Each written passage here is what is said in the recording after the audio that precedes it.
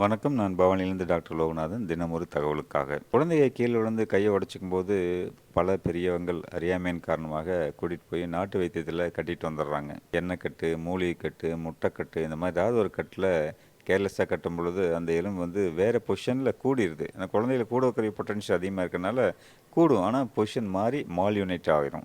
So அதனால என்னன்னா கைய பழையபடி யூஸ் பண்ண முடியாது. திருப்புறதும், மடக்கிறதும் பல சமயங்கள்ல சிரமமா இருக்கு. ஸோ இந்த மாரியான பசங்கள கூட்டிட்டு வரும்போது கூட, நம்ம மாடர்ன் சயின்ஸ்ல என்ன பண்றோம் அப்படின்னா, அந்த உடைஞ்சு மால்யூனியன் வேற பொசிஷன்ல கூடின எலும்புகள கூட பிரிச்சு, பழைய பொசிஷன்ல பெர்ஃபெக்ட்டா அனடாமிக்கல் பொசிஷன்ல ஃபிக்ஸ் பண்ணும் பொழுது, அவங்க அந்த கைய வந்து பழையபடி நல்லா மடக்கவும், திருப்பவும் முடியுது. ஸோ இந்த பையன பார்த்தீங்கன்னா, அந்த மாரியான ஒரு மால்யூனியன் ஆன ஒரு ஃப்ராக்சர் தான். அதையும் நம்ம ஓப்பன் பண்ணி, பிளேட்டிங் பண்ணி, கைய நல்லா திருப்புற மாரி, மடக்குற மாரி பழையபடி பண்ணியிருக்கிறோம்.